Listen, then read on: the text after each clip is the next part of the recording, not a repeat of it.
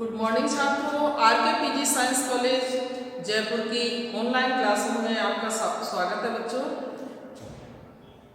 पिछले वीडियोज में हमने बीए फर्स्ट ईयर का द्वितीय प्रश्न पत्र विषय हिंदी साहित्य कहानी नंबर 9। ये कहानियां जो है ना 9 कहानियां टोटल जो आपकी बुक है ना कहानी चयनिका उसमें है। तो साथियों हमने 8 कहानियां कंप्लीट करवा दी हैं, पिछले वीडियो में आपको देखने को मिल जाएंगी। और अभी हमारी जो है ना 9 नंबर की जो कहानी है उसमें से हमने 2 प्रश्न कंप्लीट करवा दिए हैं, पहला और चौथा।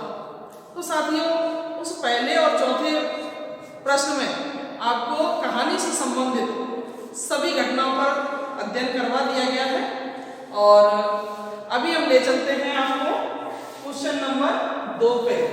2 की बात करते हैं तो साथियों आप समझ लें थोड़ा सा कि इसमें पात्रों की संख्या जो है उसमें गदल जो नाम है, गदल ये जो नाम है कहानी का, ये गदल नाम की जो महिला है ये बहुत ही दबंग और साहसी महिला है, निडर महिला है जिसकी हम बात कर रहे हैं। उसी के इर्द गिर्द सारी कहानी का घटनाक्रम घूमता है। तो साथियों ये कहानी जो है ना गदल नाम की कहानी, इसके लेखक हैं राघव राघव। तो इन्होंने जो है ना गदल कहानी जो है आपकी यह एक आंचलिक कहानी है और इसमें जो है ना बच्चों अहिंदी क्षेत्र के निर्बल वर्गों, अहिंदी क्षेत्र के जहां हिंदी पूर्ण रूप से नहीं बोली जाती है उस क्षेत्र के निर्बल वर्गों, आदिम जाति, जनजाति, इन सभी जातियों की संपूर्ण सामाजिक व्यवस्था देखने को मिलती है। तो साथियों राघव राघव ने अपने हिंदी साहित्य में जो अहिंदी क्षेत्र के जितने भी साहित्यकार रहे हैं उन सभी साहित्यकारों में राघव राघव का जो हिंदी साहित्य जगत में स्थान रहा है वो बहुत ही महत्वपूर्ण स्थान है। और ये सभी साहित्यकारों में श्रेष्ठ समझे जाते हैं क्योंकि इन्होंने जितनी भी कहानियां लिखी हैं वो सामाजिक व्यवस्था के आधार पर हैं और समाज में जाति, जनजाति, आदिम जाति, निर्बल वर्गों से संबंधित सभी कहानियां हैं इनकी। तो बहुत ही रोचक और श्रेष्ठ कहानियां हैं। तो अब हम आपको ले चलते हैं, आपका प्रश्न नंबर है दूसरा, गदल कहानी का दूसरा प्रश्न। प्रश्न में क्या पूछा जा रहा है आपको, कहानी के तत्वों के आधार पर गदल कहानी की समीक्षा कीजिए। समीक्षा पूछी जा रही है साथियों आपको इस कहानी में। तो बात करेंगे सामान्य विवेचन की, आंसर में ले चलते हैं आपको। तो इस कहानी का सामान्य विवेचन आप समझ लें कि इस कहानी में क्या दिया गया है सामान्य विवेचन के अंतर्गत। तो साथियों जैसा कि मैंने अभी बता दिया था आपको, अहिंदी क्षेत्र के साहित्यकारों में राघव राघव एक ऐसा नाम है जिसने समग्र हिंदी साहित्य में महत्वपूर्ण स्थान बनाया हुआ है। कवि, उपन्यासकार, कहानीकार, निबंधकार के रूप में उनके बहुआयामी व्यक्तित्व से हिंदी के प्रगतिशील साहित्य को स्वीकारा है। साथियों राघव राघव आदिम जातियों, जनजातियों एवं निर्बल वर्गों की संपूर्ण सामाजिक व्यवस्था के मार्मिक चितेरे हैं। और इनका मूल नाम क्या है पता है बच्चों, TNB आचार्य। इनका राघव राघव का जो मूल नाम है वो है TNB आचार्य। तो बच्चों आप देखेंगे आगे कहानी के, अब यहाँ क्या पूछा गया है, कहानी के तत्वों के आधार पर गदल कहानी की समीक्षा पूछी गई है। तो बात करते हैं हम आगे आपसे कथा वस्तु की, कथा वस्तु विश्लेषण।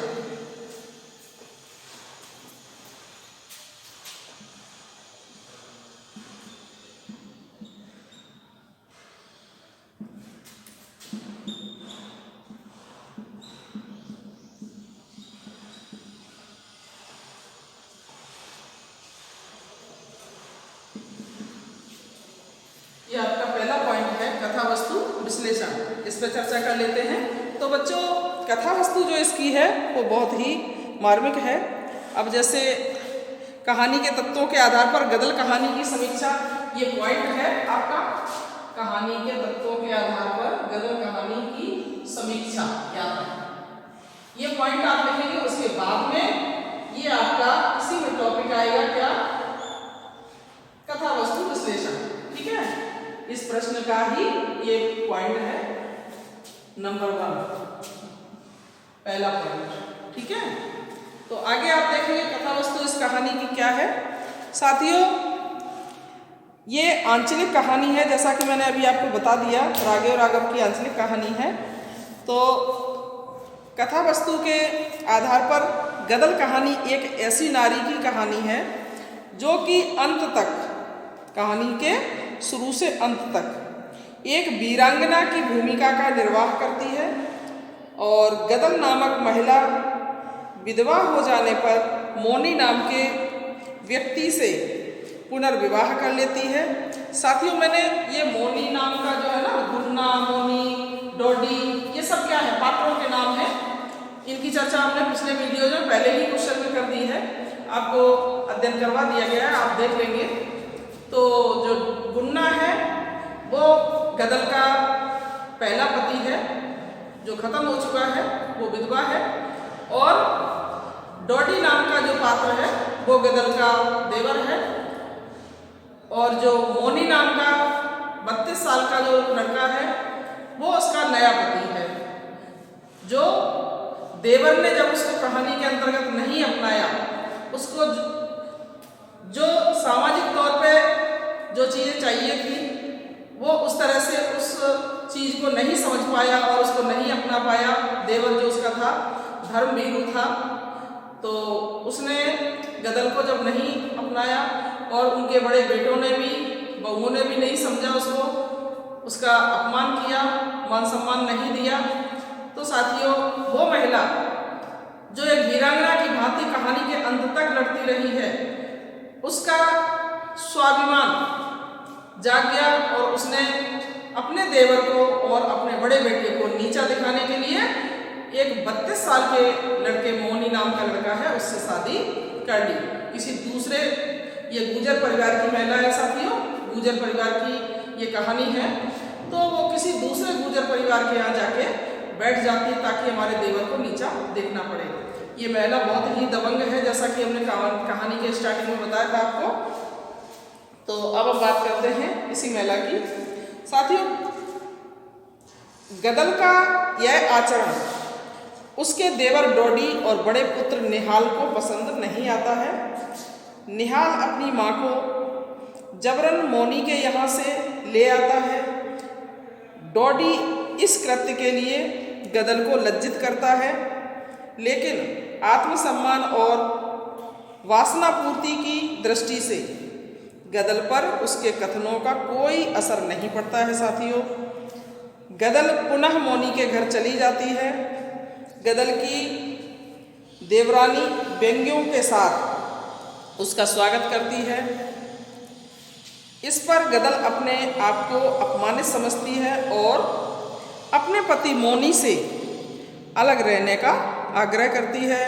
साथियों, गदल का छोटा बेटा नारायण दंड भरवाने की दृष्टि से गदल से उसके कड़े व हंसुली लेकर आता है और दंड भरवाने की बात डोडी को आकर बताता है। डोडी जो कि गदल का देवर है।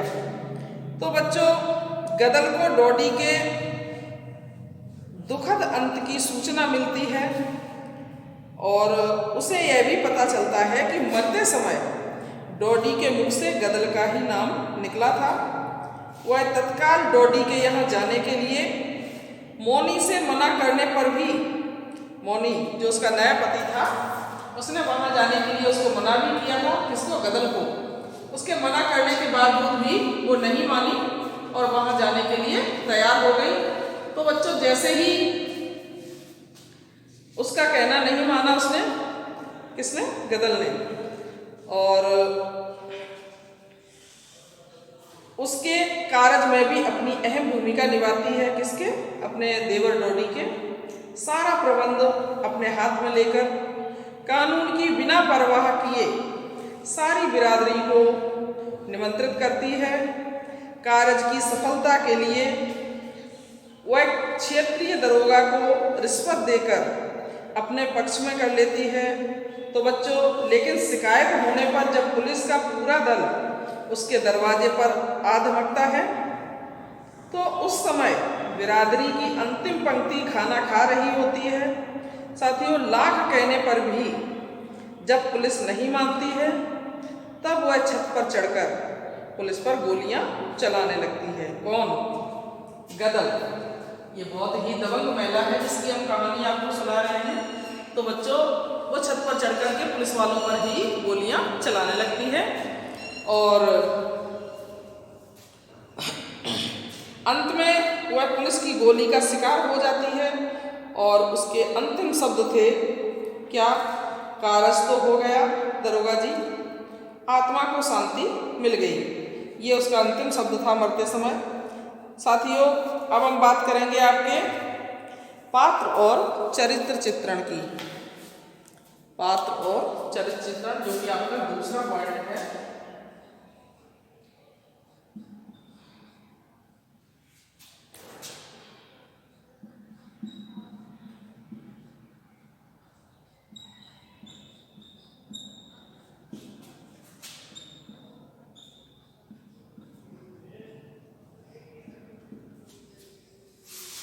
ये दूसरा पॉइंट है आपका पात्र और चरित्र चित्रण। तो बच्चों, दूसरे पॉइंट पर चर्चा करेंगे। जैसा कि हमने पिछले वीडियोज में फर्स्ट क्वेश्चन में पात्रों की चर्चा की है, बिल्कुल समझा के की गई है, लेकिन फिर भी इस क्वेश्चन के आधार पर हम काम करेंगे। साथियों, गदल कहानी में 3 प्रमुख पात्र हैं, गदल, डोडी और मोनी।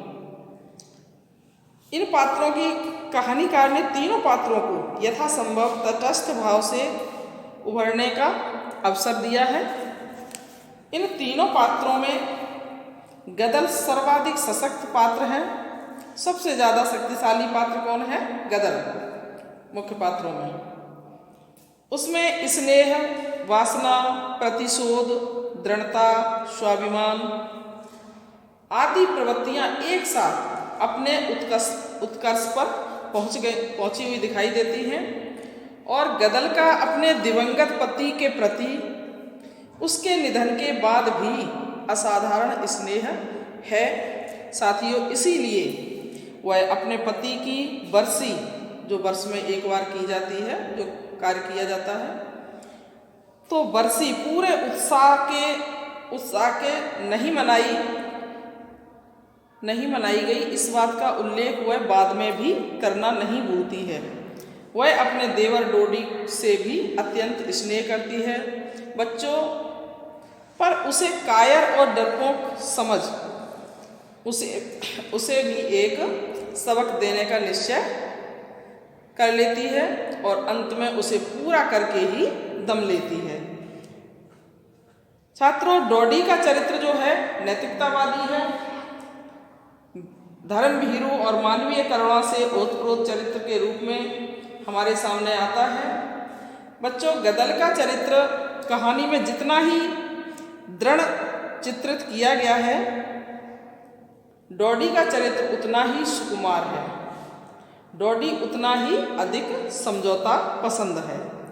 साथियों, मोनी का चरित्र जो है, जो मोनी गदल का नया पति, मोनी का चरित्र है अत्यंत साधारण कोटि का है, पर स्वाभाविक अधिक है। बच्चों, गदल से बदला लेने के लिए वह पुलिस की सहायता से उसके कार्य को रुकवाने का क्षुद्र प्रयत्न करने से भी बाज नहीं आता है। कौन? मोनी, जो उसका नया पति है। साथियों, ये रहा आपका पात्र और पात्रों का चरित्र चित्रण। अब हम बात करेंगे, आपको अध्ययन करवाएंगे संवाद सौष्ठव, जो आपका तीसरा पॉइंट है, संवाद सौष्ठव।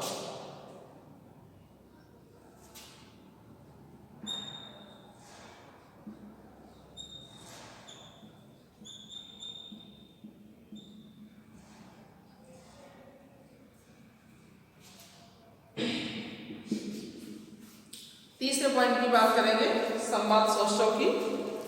तो आप देखेंगे आगे इसमें गदल कहानी की संवाद योजना अति प्रशस्त है बच्चों। कहानी के संवाद चुस्त पैने और चुभीले हैं, साथ ही वे मूल कथानक को गति प्रदान करने वाले हैं, जैसा कि हम उदाहरण के तौर पर देख सकते हैं। कुछ संवाद इस प्रकार हैं बच्चों, जैसे कि गदल डॉडी ने भर्राए स्वर में कहा, मैं डरता था। भला क्यों? तो गदल ने पूछा, क्यों डरता था? गदल, मैं बूढ़ा हूँ, डरता था जग हंसेगा, बेटे सोचेंगे शायद चाचा का अम्मा से पहले से ही नाता था, तभी तो चाचा ने दूसरा विवाह नहीं किया। गदल बोलती है, भैया की भी बदनामी होती ना। अरे चल रहने दे, गदल ने उत्तर दिया, चल रहने दे, भैया का बड़ा ख्याल रहा तुझे, डरपोक कहीं का, मैं नहीं रहती ऐसों पे। हठात डॉडी का स्वर बदला। क्या बदला?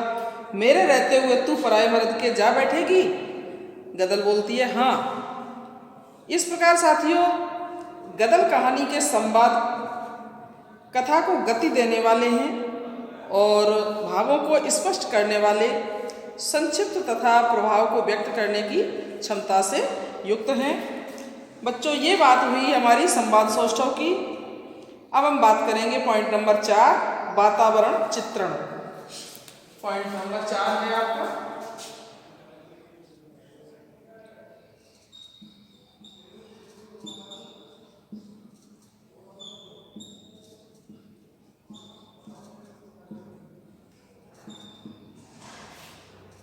वातावरण चित्रण।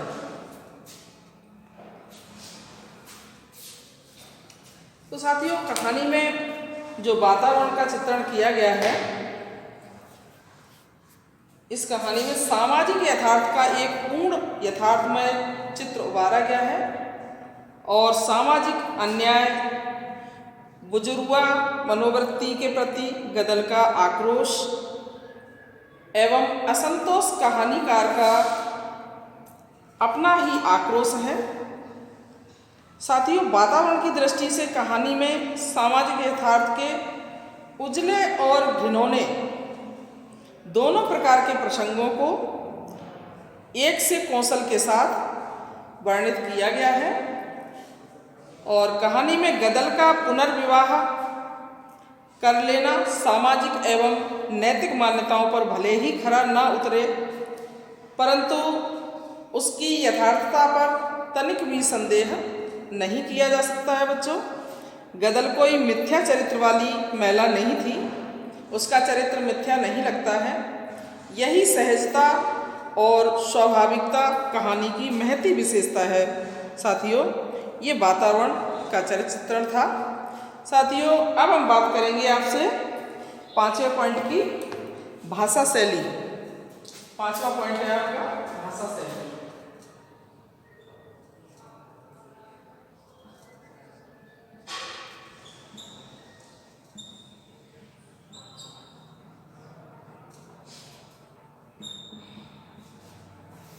भाषा शैली की बात करते हैं।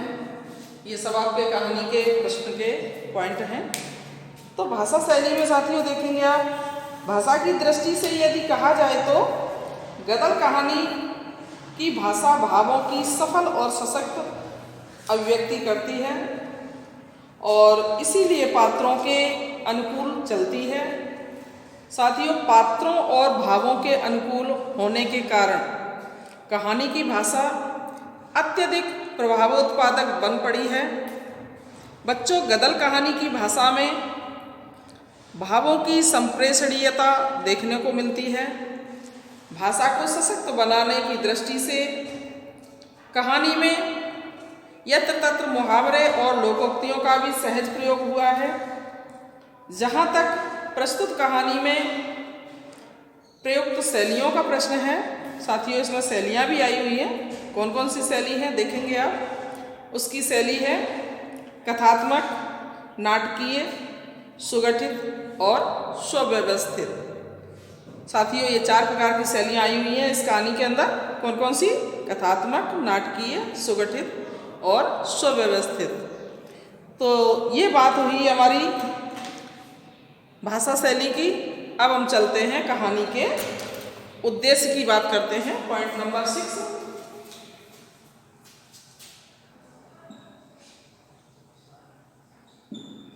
उद्देश्य।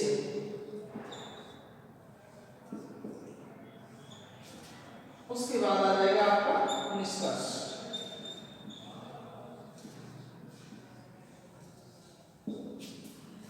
तो बच्चों, इस कहानी का उद्देश्य क्या है, किस उद्देश्य से राघव ने इस कहानी को लिखा है, आप आगे देखेंगे। उद्देश्य में बच्चों, गदर कहानी एक उद्देश्यपूर्ण रचना है। इस कहानी का उद्देश्य मानवीय भावों का सजीव एवं मार्मिक विश्लेषण प्रस्तुत करना है। इस कहानी में बच्चों, कहानीकार ने जहां एक ओर तो गदर सरीखे, साहसी और विद्रोही पात्र का चित्रण किया है, वहीं दूसरी ओर सामाजिक रूढ़ियों के खोखलेपन की ओर भी संकेत किया है।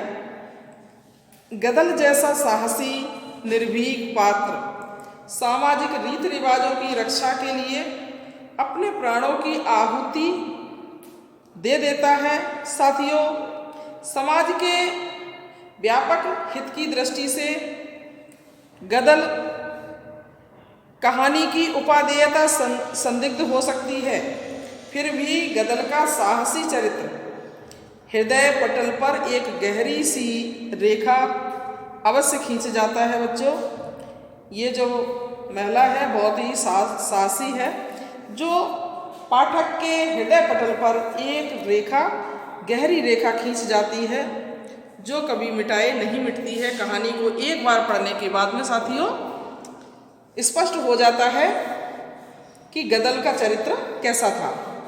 बच्चों, बात करेंगे निष्कर्ष की। तो निष्कर्ष रूप में अगर देखा जाए तो गदर कहानी के तत्वों के आधार पर एक सफल और श्रेष्ठ कहानी है, ये इसका निष्कर्ष है। तो साथियों, यहाँ गदर कहानी जो है आपकी, उसके 3 क्वेश्चन कंप्लीट हो चुके हैं, पहला, दूसरा और चौथा। जो अभी तो आपका दूसरा क्वेश्चन चल रहा था जिसका आप अध्ययन कर रहे थे, इससे पहले हमने पहला और चौथे क्वेश्चन का अध्ययन करवा दिया है, जो पिछले वीडियोज में आपको देखने को मिल जाएगा। अब हम बात करेंगे आगे तीसरे क्वेश्चन की। तो आगे ले चलते हैं आपको, तीसरे क्वेश्चन की चर्चा कर लेते हैं। इस कहानी से संबंधित जो तीसरा क्वेश्चन है उस पर चर्चा करते हैं।